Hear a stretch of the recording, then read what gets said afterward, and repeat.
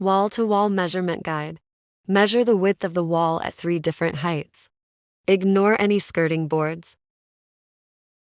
Write down the smallest of the 3 measurements. If you have a 20 millimeters difference in measurements, please mention this in your inquiry. Measure how deep you would like your new wardrobes. This is the external depth of the wardrobe. When fitting, we suggest removing the skirting board to maximize space. Measure the height of the room from floor to ceiling in 3 different places.